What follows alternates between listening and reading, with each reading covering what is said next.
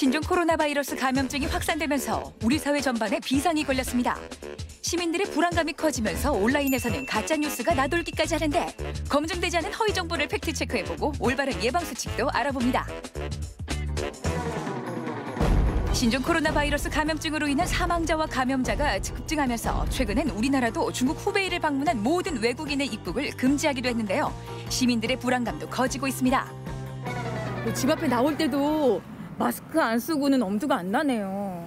좀 불안한데 그래도 마스크를 끼니까 안심이 되고 이렇게 장을 보러 나왔습니다. 아이들 학교 보낼 때가 제일 불안해요. 어디 여행 갔다 온 애들 있을까 봐도 걱정이고 우리야 괜찮아도 학교에 마스크 없이 가면 엄마가 달려가서 또 갖다 주러 가야 하고 하루가 불안합니다. 여행과 행사들이 줄줄이 취소되거나 연기되면서 관련 업계의 피해가 현실화되고 있는 실정. 동남아 여행 상품까지 취소나 연기가 잇따르고 있습니다. 계약금보다 차지가 더 나오는 경우가 많습니다. 손님이 안 주시면 여행사에 다 물어내야 될 돈이기 때문에 당연히 여행사는 타격이 크겠죠. 특히 중국 우한 교민들이 머물고 있다는 막연한 불안감 때문에 충남 아산 지역은 더 큰 영향을 받고 있는데요.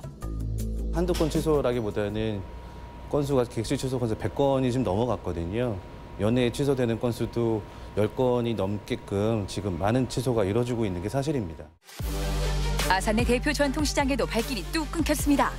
안전지대거든요. 뭐 지금 거기에 왔다고 해서 여기까지 뭐 그게 전염되고 그러는 건 아닌데 사람들 인식에 뭐 그런 줄 안 오는데. 처음엔 우한 교민이 오는 걸 막았던 아산 주민들. 하지만 다행스럽게 반대 의사를 철회하면서 현재 아산엔 500여 명의 우한 교민이 철저하게 격리된 생활을 하고 있습니다. 한편 신종 코로나 바이러스와 관련해 근거 없는 가짜 뉴스가 SNS를 타고 번지고 있는데요. 가짜뉴스가 퍼지면서 콜센터 통해서 하루 평균 100통 이상의 문의 전화가 왔고요. 저희가 강력 대응하는 방안의 하나로 사이버 수사에 의뢰하게 됐습니다.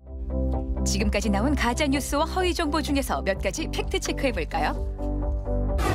예, 아가! 이 양파 좀 썰어다가 방에 좀 갖다 놔라. 아니 어머니 양파는 왜요? 으이구, 이렇게 몰라요. 이 양파가 감기에 좋다지 않냐. 무한폐렴도 막아줄 거고 부인들도 다 그렇게 한다더라. 네? 양파를 갖다 놓으면 그게 균을 이길 수 있다는 내용이 논문이나 의학적으로 검증된 것은 없죠. 다만 섭취를 통해서 인체에 들어왔을 때 양파에 있던 어떤 효능이나 어떤 그런 것들이 몸 안에 혈관이 들어와서 깨끗해지는 작용을 하는 것뿐이죠. 드디어 택배가 도착을 했구나. 얘 그거 중국에서 온 택배 아니냐? 네 맞아요 어머니. 얼른 갖다 버려라. 아이고 중국서 들어온 거 그 만져도 안 되고 그 중국산 김치만 먹어도 걸린다던데. 네? 신종 코로나 바이러스는 감염자의 비말, 즉 침이 호흡기나 점막을 통해 들어가야 감염이 일어납니다. 제조 과정에서 바이러스가 유입됐다 하더라도 공기에 노출된 코로나 바이러스의 수명은 2, 3일에 불과하기 때문에 설사 택배 발송 단계에서 오염됐다 하더라도 해외 배송 과정에서 바이러스가 살아남기는 아주 힘들지요. 어머니 저 좀 나갔다 올게요. 아이 잠깐 있어봐라. 이거 선글라스는 끼고 나가야지. 선글라스는 왜요? 아이고 감염자하고 눈만 딱 마주쳐도 옮는다잖냐. 네? 눈만 마주쳐도 감염되는 건 사실이 아닙니다. 하지만 눈을 통해서 감염될 수도 있습니다. 감염자의 기침이나 재채기를 통해 나온 분비물이 눈의 각막에 직접 튀었을 때 혹은 오염된 손으로 눈을 비빌 때 감염될 수는 있습니다. 그래서 눈을 만지거나 비비는 행동을 삼가하는 것이 좋습니다. 신종 코로나 바이러스 감염 가능성이 전국으로 확산되면서 각 지자체에서는 확산 방지에 노력하고 있는데요. 대전시도 24시간 비상방역 대책반을 세웠습니다. 이번 신종 코로나 바이러스 감염병 사태에 대응해서 현재 전국에는 감염병 위기경보 경계 단계가 발령되어 있습니다. 지역사회 전파 또 확산에 대한 위기가 그만큼 고조되고 있다는 것을 의미합니다. 이에 대응해서 우리 시에서는 시구 합동으로 비상방역대책반을 구성해서 6개 반 50명이 24시간 대비하고 있습니다. 대전시는 9개 종합병원을 선별진료 의료기관으로 5개 보건소를 선별진료소로 지정했는데요.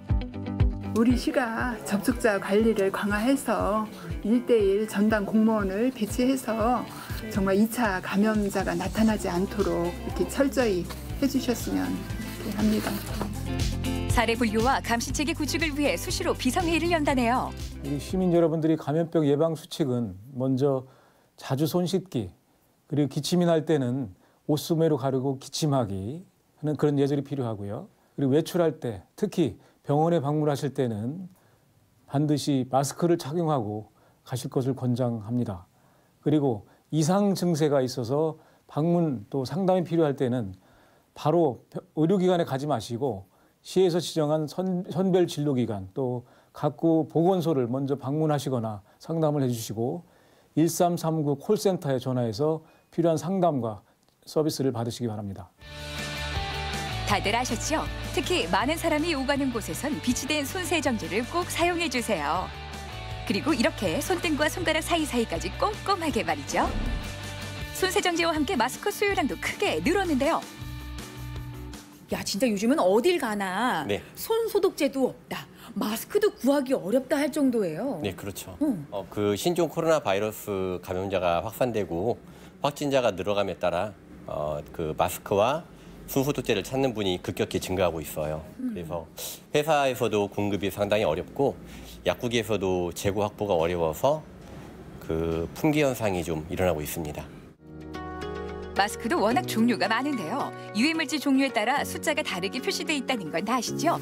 그렇다면 신종 코로나 바이러스를 막기 위해선 어떤 마스크를 사용해야 할까요?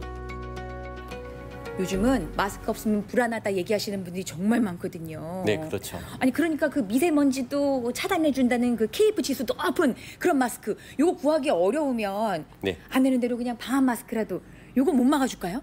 코로나 바이러스의 완벽한 차단을 위해서는 보건용 마스크, 그 의약예품으로 나오는 KF 수치 809499의 마스크를 추천합니다. 각각의 8094, 99는 0.6, 0.4 마이크로미터 크기의 입자를 차단할 수 있는 능력이 있고요. 코로나 바이러스는 비말로 감염이 되므로 비말의 크기는 5마이크로 이상이므로 어떤 걸 써도 다 완벽하게 차단이 가능합니다. 네네. 그리고 일반 그 면 마스크를 2겹이나 더 착용하시는 분들이 있는데 일반 면 마스크는 조직이 치밀하지 못해서 코로나 바이러스를 완벽히 차단할 수는 없습니다. 그래서 보건용 마스크를 1차적으로 착용하실 걸 권하고 부득이한 상황에서 면 마스크를 착용하시는 걸 권하고 싶습니다. 호흡기가 약하거나 어린이나 노약자는 비교적 숨쉬기 편한 KF80 마스크를 쓰는 걸 권장한다는데요. 마스크를 쓸 때는 코 부분을 눌러서 얼굴에 밀착되도록 하는 게 중요합니다. 한 가지 더 중요한 점이 있다네요. 네, 마스크 착용도 중요하시지만 마스크를 벗을 때도 주의를 하셔야 됩니다. 벗을 때요? 네, 혹시 그 신종 코로나 바이러스에 감염된 보균자의 그 비말이 마스크 앞에 묻어 있을 수 있기 때문에 벗을 때 절대 전면부에 손을 대지 않는 게 중요합니다. 양 끝에 그 머리끈을 잡고 살짝 풀어서 접어서 폐기하시면 될 것 같습니다. 손을 씻으시는 기본적인 원칙은 30초 이상 흐르는 물에 비누를 사용해서 씻으시는 겁니다. 손을 씻으실 때에는 손바닥, 손등, 손가락 사이, 손끝, 손톱 밑에 깨끗이 잘 씻으시고 잘 헹궈주신 후 잘 건조해 주시면 됩니다. 사스나 메르스 사태보다 한층 더 심각한 영향을 미치고 있는 신종 코로나 바이러스 감염증. 더 다양해진 감염 경로 때문에 확산도 빠르게 일어나고 있습니다. 철저한 방역과 엄격한 시민의식으로 하루빨리 안전하고 건강한 사회로 돌아올 수 있기를 기대해봅니다.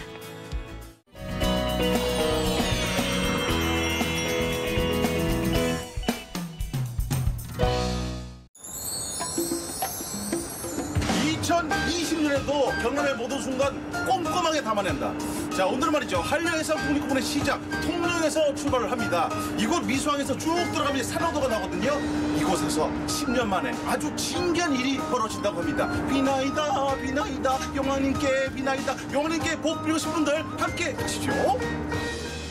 서건너 손님네 하마하마 노기야마 10년 만에 찾아온 구경거리 모녀의 기도문에 한 해 소망을 담아내는 구판이 벌어졌습니다. 남해안 별신굿은 통영, 거제를 중심으로 바닷가 주민들이 풍어와 평안을 기원하는 마을 제사인데요. 대부분 사라지고 단 3곳만 명맥을 유지하고 있습니다.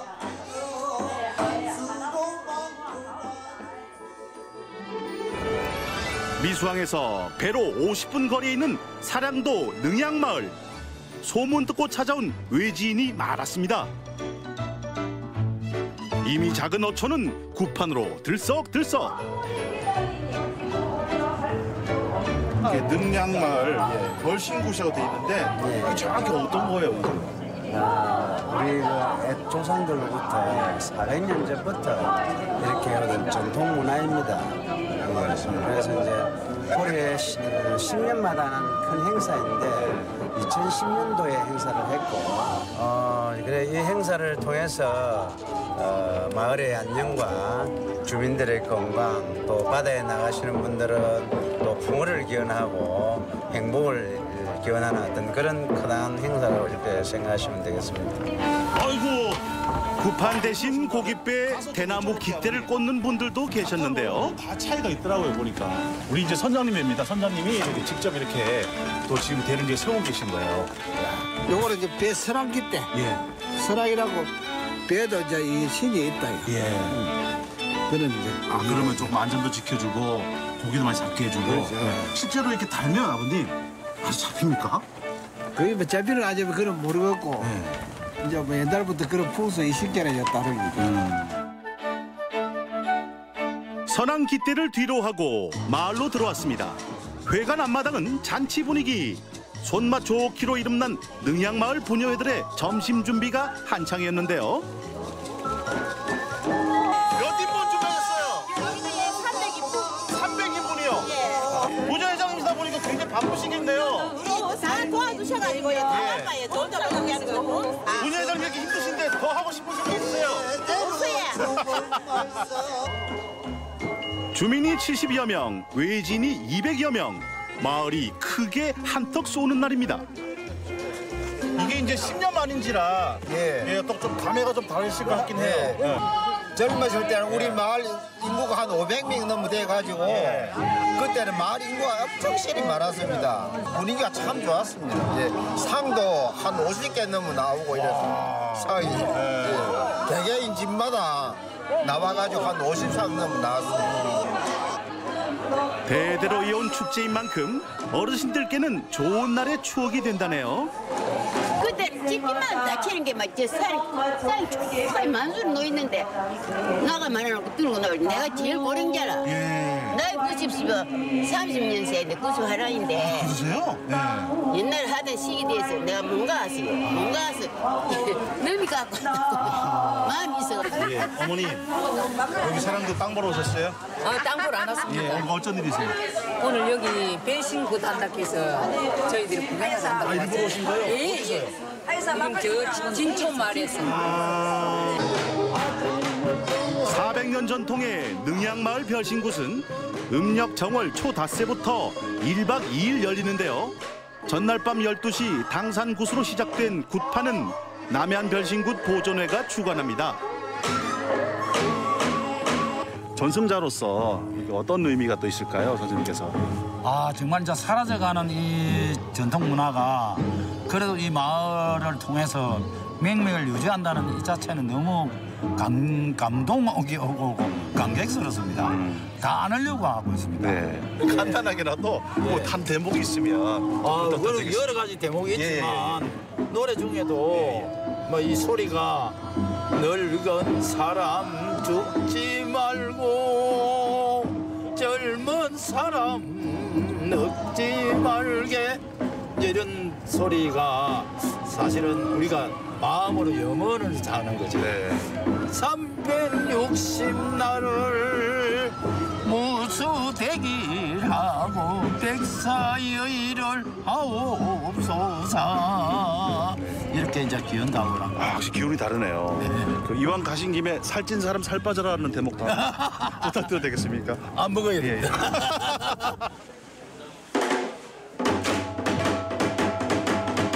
무녀의 춤사위와 함께 굿도 절정을 향해 갑니다. 비나이다 비나이다 승철이 살 빠지게 하옵시고 신종 코로나 바이러스도 사라지게 하옵소서. 이도 최고.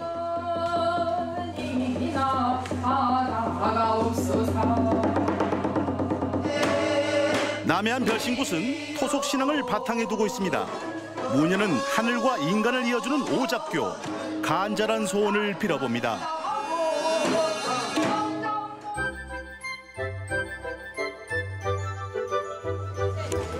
불에 태운 한지 따라 나쁜 기운도 훨훨 날려보내고요. 이때 대나무는 잡귀의 회방을 막아주는 신령한 나무로 여긴다고 하죠. 우리 어머니들 올 한 해도 만사형통하세요. 우리 집에 배사업을 하고 하기 때문에 얕은 바다에 유황님께 꼬리 많이 잡히게 해주고 막 우리 집안 pen고 우리 모든 다 사람 몇명이 다 편하게 사업 잘 하시고 하시면 좋겠습니다. 굿도 막바지에 다다릅니다. 주민들이 풍물패를 대동하고 포구로 나섰는데요. 신명나는 춤판이 벌어집니다. 바닷가 사람들의 중요한 소원치레, 용왕님을 만나기 위한 예식이라고 하네요.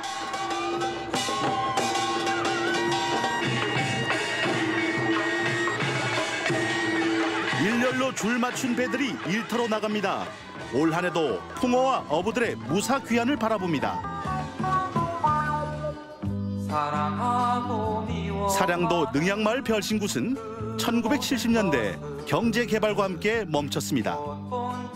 잊힐 뻔했던 전통을 2010년 복원했는데요. 그리고 10년 후 올해 열렸습니다.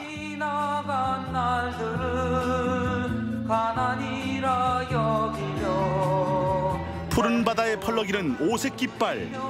바다는 또 어부가 살아가는 터전이 돼주겠죠. 소리와 무용, 음악이 어우러진 동네 잔치. 통영 능양마을 별신굿 2030년 다시 찾아가겠습니다. 10년 만에 돌아온 우리 마을의 전통입니다. 마을의 안녕과 풍요를 기원합니다. 자, 올 한해도 소원 성사시고 모두 대박 나세요.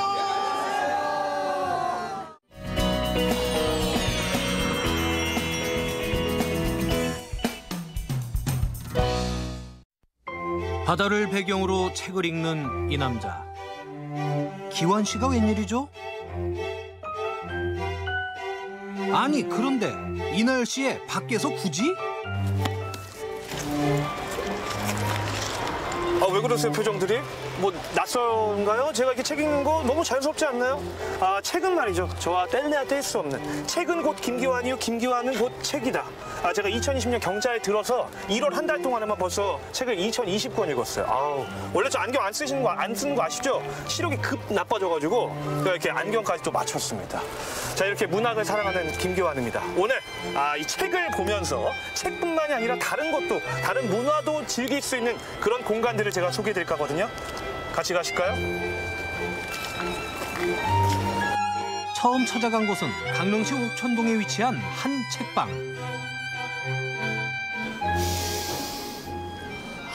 그래요.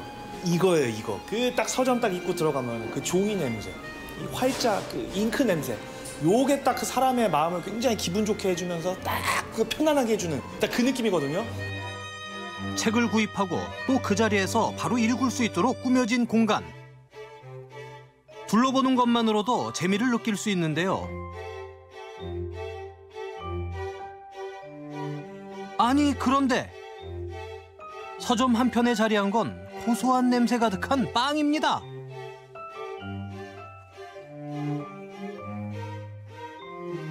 오, 와, 아 맛있겠다, 맛있겠다. 근데 여기 뭐예요, 진짜? 알면 할수록 되게 신기한 공간이네. 네. 멀티플렉스네, 완전. 빵집에 뭐 무슨 서점까지 있고. 와. 저 먹으라고 해놓은 건가? 저 먹으라고 해놓은 거예요? 아, 네. 아, 저 오실 줄 알고 이렇게 준비하신 거예요? 네네. 아, 그래요? 아, 여기 섭외가 된 거예요? 저 그냥 온 줄 알았는데. 아, 알겠습니다. 근데 요즘 보면은 SNS나 이런 게 많이 발달하다 보니까 사람들이 예전처럼 책을 많이 안 보잖아요. 맞습니다. 그리고 뭐 책을 본다고 하더라도 보통은 이제 인터넷에서 구입을 해서 본다거나 사실 제 얘기고요. 아니면 이제 태블릿 PC에서 요즘 이북 이거서 이렇게 넘기면서 보잖아요. 그렇게 보는 경우가 많은데 서점이 너무 이렇게 구성이 잘 돼 있고 그래서 오니까 막 책을 읽고 싶다는 이 독서 욕구가 막 올라옵니다. 막. 책을 읽는 분위기도 참 중요하거든요. 사실 책을 많이 안 읽지 않습니까? 근데 이 분위기에 취해서 왠지 나도 책을 한번 보고 싶은 그런 욕구들이 좀 많이 생기고요. 또 그 태블릿 PC로 보는 그 맛하고 직접 책장을 넘기면서 책을 보는 그런 감성, 그런 것들을 느낄 수가 있죠. 근데 궁금한 게 아까 이제 제가 한번 쭉 이렇게 훑어봤거든요. 각 뭐 층별로도 좀 테마가 다른 것 같아요. 네, 그렇습니다. 저희가 총 4개층으로 되어 있고요. 1층은 말 그대로 들어오시면 빵 냄새가 나면서 베이커리와 커피와 그다음에 책을 같이 볼 수 있는 공간. 지하는 저희 강릉 출신의 문인 작가님들이 출시한 책들, 또 강릉을 소개하는 책들, 또 지난해 또 국제영화제도 했지 않습니까? 국제영화제에 상영됐던 그런 책들, 소설. 그래서 강릉을 대표하는 책들을 이렇게 서가를 준비를 했고요. 그리고 저희가 지금 있는 이곳 2층은? 여기는 지금 2층인데 보시면 알겠지만 여기 빔 프로젝트도 설치가 돼 있어서 저희가 이제 포럼도 하고요. 포럼까지요? 네. 작년 11월에는 또 국제영화제도 이곳에서 또 상영을. 그래요? 네. 지금 3층에서는 작가님들이 사실은 강릉을 대표하는 그런 공예품들을 많이 만들고 있는데 전시할 공간들이 많이 없습니다. 그래서 저희가 3층을 그런 공간의 장으로 열어서 지금 이제 2달 동안 전시회를 좀 진행하고 있습니다. 지역 주민들은 물론 강릉을 찾아온 관광객과 여행객들에게 다양한 즐거움을 선사합니다. 여기 자주 오시나 봐요? 가끔 그냥 조카 오면 조카가 여기 좋아해서. 그리고 문구용품도 팔고 그냥 1층에 오면은 빵도 있고 커피도 있고 이제 애기들 책도 이렇게 다양하게 애기들 시선에 맞게 있으니까 편하게 이렇게 볼 수 있어서. 그러니까 아이들이 오기에도 괜찮다. 그러면은 이제 본인은 혹시 여기 저도 이게 볼 거 많고 베스트셀러 같은 것도 이렇게 모여서 이렇게 있으니까 1층에 그것도 있으니까 애기들이랑 같이 애기는 여기서 보고 저는 이제 이쪽에서 보면서. 다른 곳으로 이동해 볼까요? 커피거리로 유명한 강릉 안목입니다. 이곳에도 이색적인 책방이 자리하고 있는데요. 눈치채셨나요? 책들이 컬러별로 옹기종기 모여 있습니다. 미술관에 온 듯 재밌는 구조죠? 그러니까 보통 서점에 가면은 뭐 예를 들면 섹션별로 이렇게 주제별로 이렇게 분류를 해놓잖아요. 근데 이곳은 정말 그 책 표지 저쪽은 초록색, 파란색, 하늘색, 노란색 이렇게 하니까 진짜 그 보는 재미도 있네요. 예쁜 거 위주로 많이 골라요. 제 취향은. 그러니까 내용도 물론 중요하지만 큰 대형 서점에서는 그 책방의 분위기라던가 이런 색깔을 내기가 좀 어렵잖아요. 그렇지만 공간도 작고 제가 조금만 신경을 쓰면 책 내용도 내용이지만 손님들이 보시기에 예쁘면 손도 한 번 더 가고 그러면은 한 번 더 좋은 작품도 더 들여다보게 되고 그래서 잘 알려지지 않으신 분들이 낸 예쁜 책들 이런 거 갖다가 놓고 예쁘게 진열하고 제가 소개도 많이 해드리고 그러고 있죠. 우리가 편식도 하지 말라 그러는데 편독도 어떻게 보면 몸에 아니 머리에 마음에 많이 안 좋아요. 편독. 편독. 자기가 알고 있는 게 누구나 다 한정적이잖아요. 그런데 이렇게 보다 보면은 이런 책이 또 있었네? 눈에 띄죠. 그러면 이제 세션별로 놓게 되면 나는 장르 중에서 난 소설이 좋아. 그러면 계속 소설만 읽거나 난 수필이 좋아. 그럼 수필만 읽게 되잖아요. 근데 그렇지 않고 이렇게 색깔별로 장르를 섞어서 놓게 되면 이런 책도 있었고 요즘엔 사실 딱히 장르를 구분하기가 어려운 책들도 많거든요. 그럴 때 이렇게 세션을 모아 놓으면 이거는 어디에 넣어야 되지? 소설인가? 소설도 어떻게 보면 자서적인 얘기도 많고 자전적인 그렇기 때문에 구분이 애매모호하기도 하고 그런 고민을 한 번에 해결해 준 게 색깔이었어요. 마음에 드는 색깔에 이끌려 책 한 권 꺼내들고 진한 커피 한 잔과 함께 이야기 속으로 빠져드는 공간. 여행자의 발길을 멈춰 세웁니다. 여기 근데 잘 알려진 곳은 아닐 수도 있고 어떻게 알고 오신 거예요?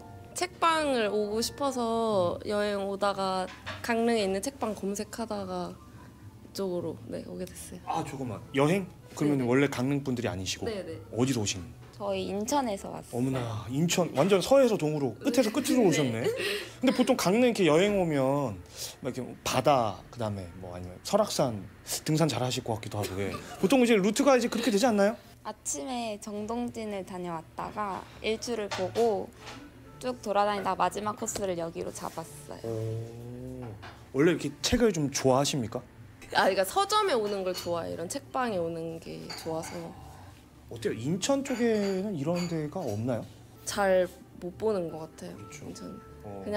그냥 진짜 좀 대형 서점은 많이 가는데 이런 독립 서점처럼 좀 이렇게 다양하게 좀 색다르게 꾸며놓는 그런 분위기가 좋아서. 책을 이렇게 읽으면 뭐 어떤 점이 좀 좋나요? 사실 책을 사고 책을 읽는 느낌보다는 그냥 이 들어온 그게 좋은 것 같아요. 그냥 이 안에 공간에 머물러 있는 그 기분이 좋아서 오게 되는 것 같아요. 근데 사실 자기 취향을 안다는 게 되게 어렵거든요.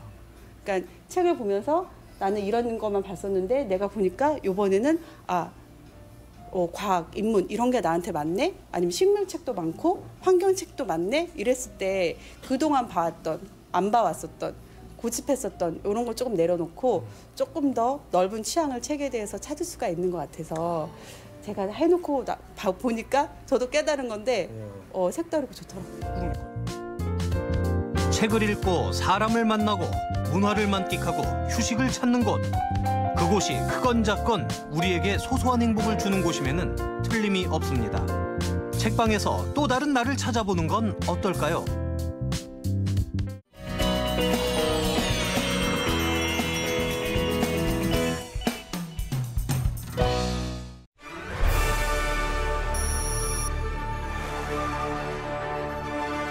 영화 속 상상이 현실이 된 세상. 다양한 로봇과 인공지능 시스템은 어느덧 우리의 일상이 되었습니다. 로봇이 사람이 하기 어렵거나 아니면 그 단순한 노동을 대신해주기 때문에 사람들이 좀 더 이제 양질의 업무를 할 수 있는 기회가 되지 않을까 싶습니다. 요즘 AI도 나오고 로봇도 많이 나오다 보니까 시간도 많이 단축되고 많이 생활이 편리해진 것 같아요. 바야흐로 로봇 전성시대. 오늘날 우리 생활 곳곳에 스며든 로봇에 대한 모든 것. 2020년 현재 그리고 앞으로 준비해야 할 미래까지 이들의 눈부신 활약이 지금 시작됩니다.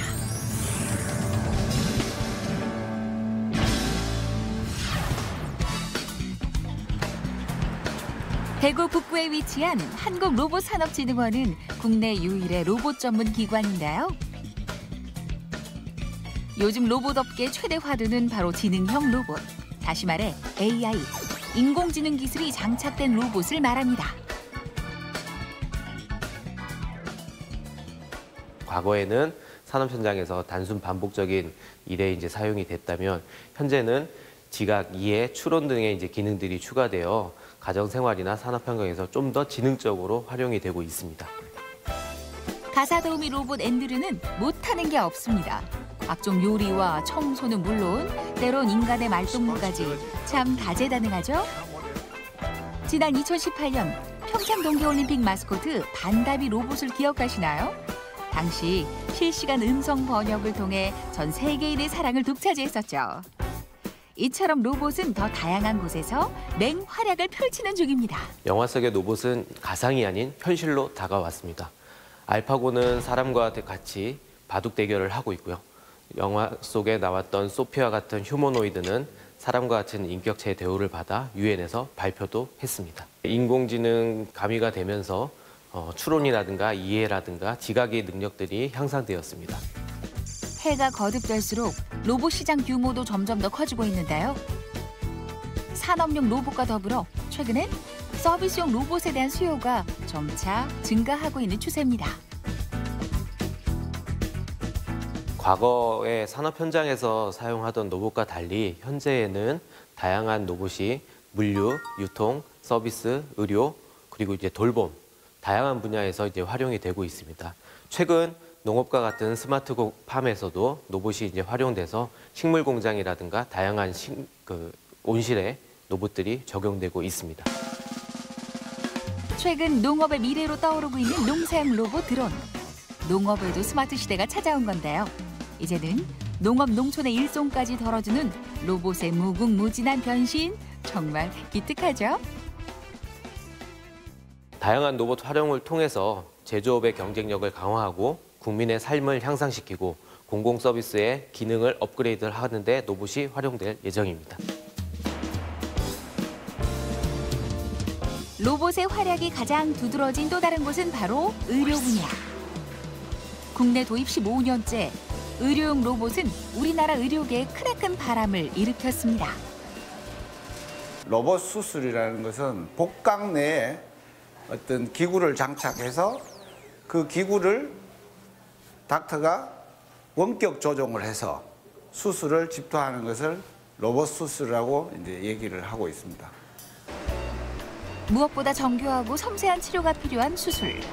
의료진도 이제 마지막 점검을 마치고 본격적인 수술에 들어갑니다. 네, 됐습니다. 됐어? 네, 이렇게 점이랑 가까운데요, 이게 포인트가. 오늘 담당 주치의의 오른팔이 되어줄 로봇 수술 장비들. 각각 알맞은 위치에 자리를 잡습니다. 오른쪽 신장에 혹이 있어가지고 그 혹만을 떼내는 신장 부분 적출술을 시행하는 환자입니다. 복강경이 가지고 있는 장점을 다 갖고 있습니다.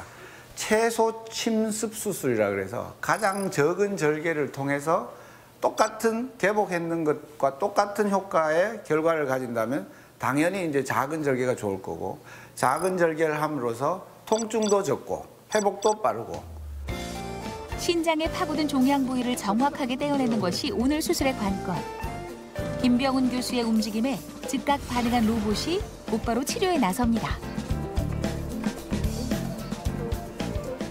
카메라로 확대가 한 12배 정도 되기 때문에 훨씬 잘 보이고 또 우리가 앉아서 할 수 있기 때문에 술자가 훨씬 편한 자세로 미세하게 할 수 있게 됩니다. 결국 술자가 편하다는 말이 수술을 훨씬 쉽게 할 수 있고 또 수술 결과가 훨씬 좋다는 거와 연관되기 때문에 로봇 수술이 전혀 힘들지는 않습니다. 현재 비뇨기과, 산부인과 등 몇몇 진료과에서 로봇 수술이 시행되고 있는데요. 그렇다면 앞으로 로봇 수술이 나아가야 할 과제는 어떤 게 있을까요? 모든 복강 내 수술 이외에도 여러 이제 그 구강 내 수술이라든지 로봇 수술이 모든 수술에 적용을 시킬 수가 있는 그런 사항이 앞으로 대두될 것으로 생각하고 있고, 앞으로 좀 더 많은 환자들이 혜택을 받을 수 있도록 가격적인 면이나 좀 더 정밀한 수술이 가능하도록 기술적인 면에서 더 발전이 됐으면 하는 바람입니다. 우리의 일상 곳곳을 누비고 있는 로봇의 활약. 이들에 대한 관심이 그 어느 때보다 높아지고 있는 요즘. 이제 인간과 로봇이 함께 살아갈 수 있는 미래를 그려나가야 할 때가 아닐까요?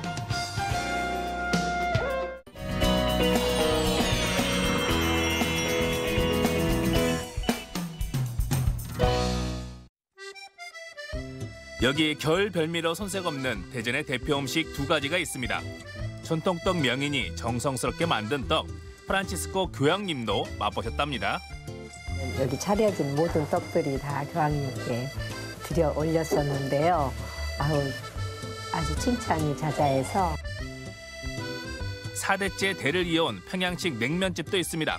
삼삼한 그 맛이 북한의 옥류관과 거의 흡사하다고 알려져 있죠. 지금 대전의 맛 꿩냉면과 두텁떡을 만나봅니다.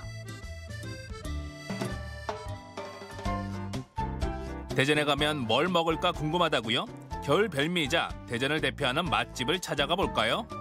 그 지역, 그 도시를 제대로 알기 위해서는 볼거리, 즐길거리, 그리고 먹을거리를 알아야죠. 그래서 오늘은 대전을 대표하는 맛 두 가지를 소개해드리겠습니다. 첫 번째, 독특하면서도 전통을 지켜온 떡의 명인을 만나고요. 두 번째, 4대째 100여 년을 이어온 평양냉면의 맛을 만나봅니다. 가시죠. 먼저 전통 떡의 품격을 제대로 느낄 수 있는 곳을 찾아왔습니다. 입구부터가 벌써 보도자료들도 많이 걸려 있고요. 여기 나와 있는 이 소품들, 화로며 주전자에서 명품의 기운들, 고수의 느낌이 납니다. 좀 안에도 많이 분주하시네요. 안녕하세요. 안녕하세요. 오랜만입니다. 전통 방식 그대로 수제떡을 만드는 선명숙 명인입니다. 떡을 만드는 것은 이렇게 아침부터 맛있는 냄새, 또 고소한 냄새, 기쁜 냄새가 계속 나네요. 보통 새벽 주문이 많아서 저희는 일찍부터 일을 시작해요. 네, 선생님은 또 떡 명인이시잖아요. 어떻게 떡의 명인이 되신 거예요? 제가 외국에서 빵을 먼저 배워왔어요. 그래서 빵을 가르치는 일을 하다가 보니 우리 전통도 살리고 또 자연에서 얻어지는 재료가 우리 몸에 가장 좋은 것이어서 찾다 보니까 떡이 이제 제가 이렇게 전공을 하게 된 거죠. 선명숙 명인은 2007년 대한명인회로부터 전통떡 명인으로 선정됐는데요. 임금님이 드시던 귀한 떡, 두텁떡을 만들어 일본 언론에 소개되기도 했습니다. 정성스럽게 만드는 떡이 수십 가지, 선명숙 명인의 떡을 찾는 사람들이 많을 수밖에 없겠죠. 떡들이 쭉 나와 있는데요. 이름도 모양도 제가 아는 떡도 있고 조금 생소한 떡들도 있네요. 그렇죠. 우리나라 떡 종류가 문헌에 나온 것도 200종류가 넘고요. 요새 새로 개발한 떡들을 합하면 뭐 셀 수가 없이 많아요. 떡들 하면 우리 삶 속에서도 뗄래 뗄 수 없는 거잖아요. 당연하죠. 떡은 또 나눔의 대명사, 정을 나누는 데는 이보다 더한 게 없잖아요. 5겹으로 이뤄진 두텁떡, 찹쌀가루와 쪄서 볶은 커피팥을 고물로 사용하는데요. 여기에 갖가지 곡물과 꿀을 넣어 반죽한 소를 올립니다. 향긋한 유자향이 감도는 데다 소금 대신 간장을 사용하는 것이 특징이죠. 여러 재료들을 버무려서 속을 만들고 또 위에 가루를 뿌려주고 이 과정이 쉽지가 않네요. 이게 일반 떡보다 좀 두텁떡은 어려운데요. 두텁떡의 특징은 간장으로 간을 해요. 소금을 안 넣어요. 밤, 배추, 그다음에 잣, 호두, 꿀, 그리고 향긋한 냄새 나죠. 이것은 유자가 들어가요. 선명숙 명인은 지역의 로컬 포드를 이용해 떡을 만들기도 하는데요. 맛 좋기로 유명한 당진 쌀로 만든 찹쌀떡도 인기가 많다고 합니다. 겨울밤이면 골목 사이로 울려 퍼졌던 소리, 찹쌀떡! 옛 추억들이 떠오릅니다. 다 됐습니다. 이 떡들이 프란치스코 교황님이 드셨던 떡이라고 하네요. 감사하게도 교황님 오셨을 때 저희 집에 있는 여기 차려진 모든 떡들이 다 교황님께 드려 올렸었는데요. 아주 칭찬이 자자해서 제가 이게 떡을 함으로써 가장 보람된 날이었다고 볼 수 있어요. 갓전에서 김이 모락모락 나는 두텁떡, 정말 먹음직스럽습니다. 동글동글 쫄깃쫄깃, 남녀노소 모두가 사랑하는 찹쌀떡은 언제 먹어도 꿀맛이죠. 직접 보는 것만으로도 행복해지네요. 그렇죠. 채소 중에서 최고로 몸을 정화를 잘 시키는 게 바로 미나리더라고요. 그래서 이 미나리는 우리 몸 건강에도 좋지만 이렇게 우리 몸을 정화시켜준다고 하니 미나리 찹쌀떡을 드시는 거는 건강과 맛과 영양을 다 섭취할 수 있는 것 같아요. 이번엔 대를 이어가는 대전의 대표 맛집입니다. 냉면 드시러 여름에 많이 오시지만요.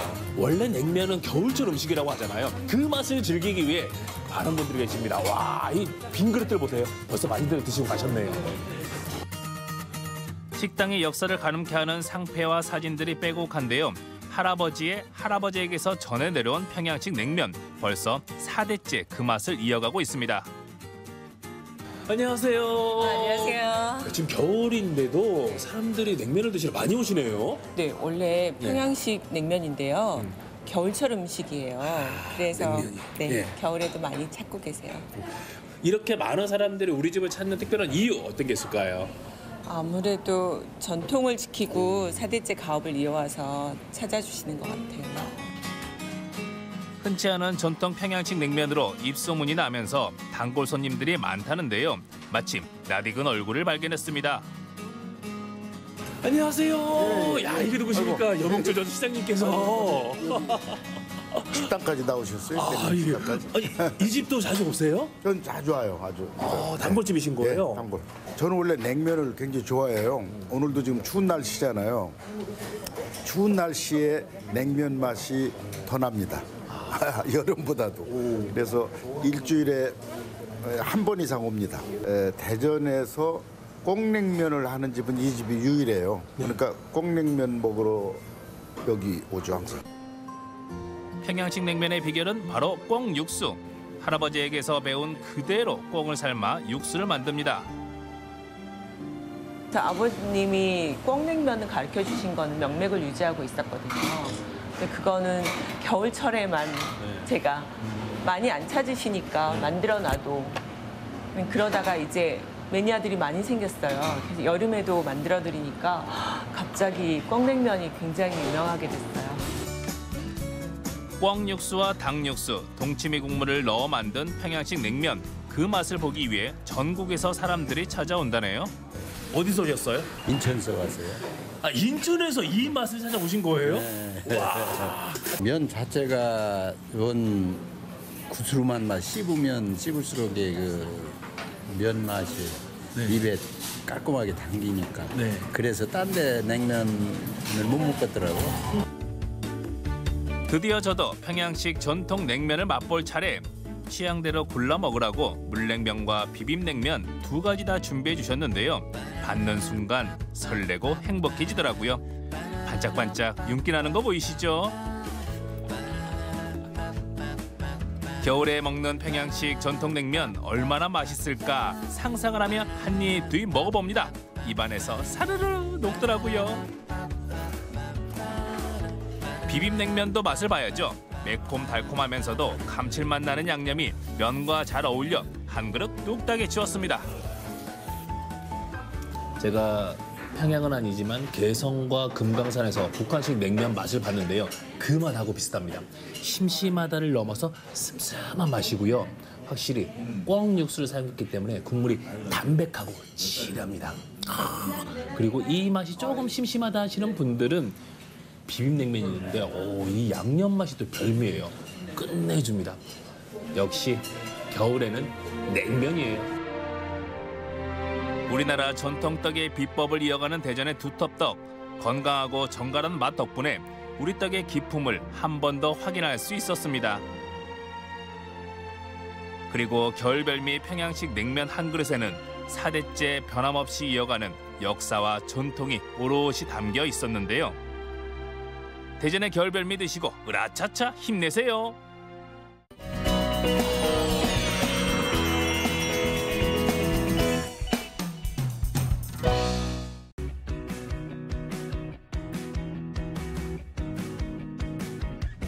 공을 굴려라. 공을 굴려 10개의 핀을 쓰러뜨리는 스포츠인 볼링. 짜릿한 쾌감으로 사랑받는 스포츠인데요. 이 볼링으로 전국 제패에 나선 용감한 여전사들이 있습니다. 횡성군청 볼립 실업팀 한우스를 만나봅니다.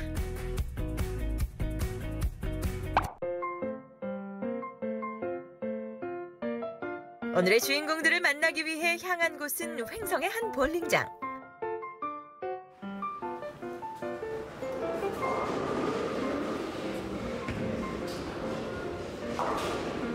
뜨거운 열기 속에 맹훈련 중인 선수들이 보이는데요.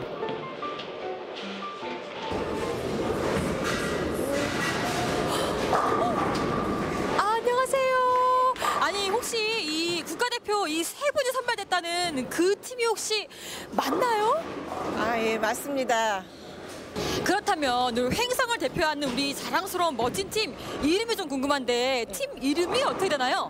예, 저희 팀 이름은 한우스입니다. 오, 한우스요? 한우스? 이 한우스 뜻이 혹시 어떻게 되나요?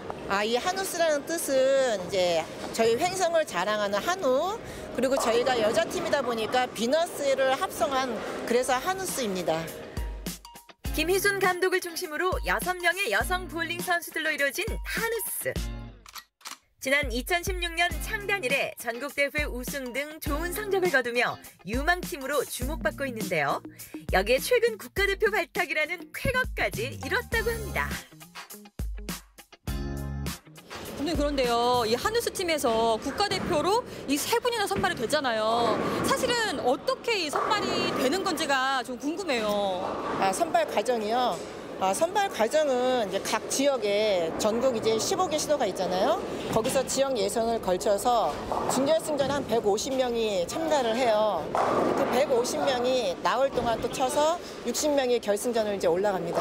그 결승전은 60명 선수들이 6일 동안 48게임을 쳐서 종합 성적 순으로 8명이 최종 국가대표 선수로 발탁이 됩니다.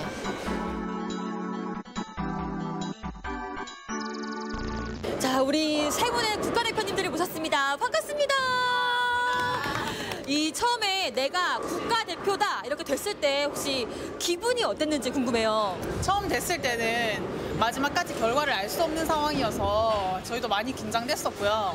순위가 나왔을 때는 너무 좋았죠. 너무 좋았는데 저희 팀에서 이렇게 3명이 다 됐다는 게 솔직히 믿기지 않았어요.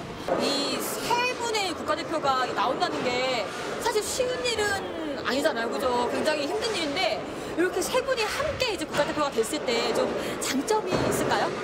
일단 소통하는 것도 일단 서로 공유할 수 있는 게 많으니까 다른 사람들보다는 이제 도움이 될 수 있을 만한 그런 계기가 되지 않을까 생각하고 뭐 평가전도 이제 있는데 거기서도 이제 같이 서로 얘기 나누면서 도움되는 거나 이런 거 있으면 같이 어울려서 이렇게 할 수 있는 거가 장점인 것 같습니다. 그럼 지금 평가전을 앞두고 계신 거잖아요. 이 평가전을 좀 임하는 그런 좀 각오나 좀 자세 이런 게 좀 궁금해요. 이제 셋이 같이 들어가니까 서로 의지해서 하다 보면은 한마음 한뜻으로 하다 보면은 아마 좋은 결과가 있지 않을까 생각합니다. 한우스 팀의 맏언니로 주장을 맡고 있는 황현주 선수. 팀원들에겐 항상 고마운 마음이라는데요.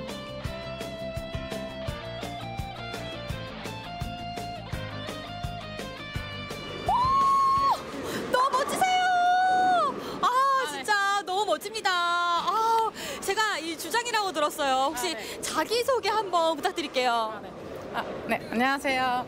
횡성군청 한우스 볼링팀 주장 황현주 선수입니다. 지금 외모는 제가 너무 예뻐가지고 너무 고우셔가지고 이 주장이시라고 해서 제가 놀랬거든요. 좀 멘탈이 좀 갑이라고 제가 들었는데 오늘 훈련 좀 어떠세요? 매투도 집중을 해서 하는 편입니다. 좀 힘든 점이 혹시 있으실까요? 훈련하면서? 힘든 점은 없고 감독님께서 뒤에서 너무 잘 봐주셔서 저희는 집중해서 항상 훈련에 임하고 있습니다. 오늘도 레인 위에 땀방울을 흘리는 선수들. 황현주 선수가 팀원들에게 하고 싶은 말이 있다는데요. 얘들아 안녕. 항상 캡틴이라고 하고 잘 따라줘서 너무 고맙고 진짜. 아이고.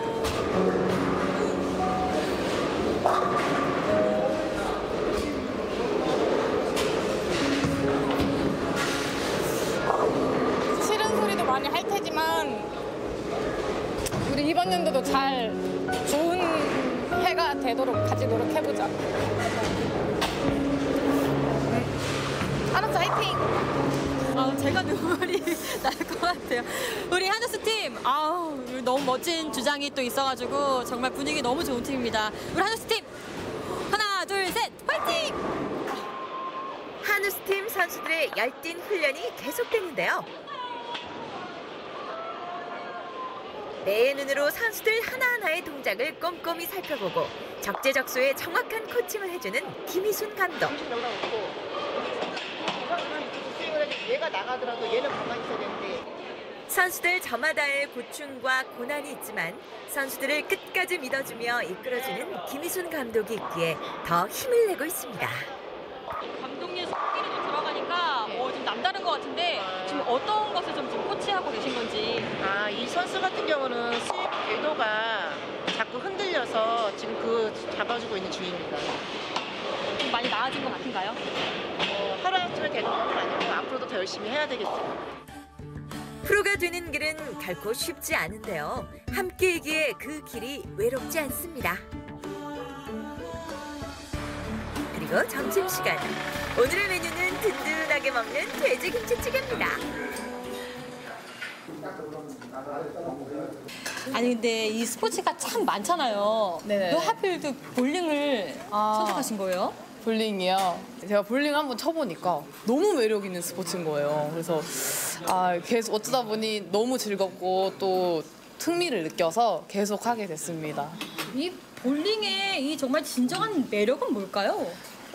아까 하셨듯이 계속 안 되다가도 한 번 그 스트라이크 그 맛에 계속 하게 되는 것 같아요. 볼링에 푹 빠진 그녀들이 뭉쳤으니 한우스 팀 앞으로도 기대되는데요. 오후에도 계속 이어지는 훈련.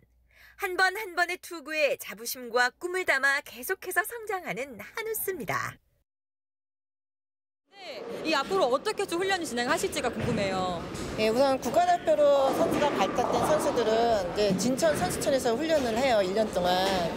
거기서 좀 부족한 부분들은 주말에 나왔을 때 제가 좀 보완을 해줘서 아시아 선수권 대회 나가서 우승을 할 수 있도록 뒷바라지를 할 거고요. 그리고 여기에 있는 선수들도 그에 못지않은 또 실력을 또 쌓아야 하기 때문에 아마도 제가 좀 더 신경을 써야 되지 않을까 그렇게 생각을 하고 있습니다. 전국 최고를 향해 오늘도 최선을 다하는 한우스. 앞으로의 성장을 기대합니다. 한우의 고장 횡성에 나타난 승리의 여신 한우스. 전국 최고의 팀이 되길 제가 응원할게요.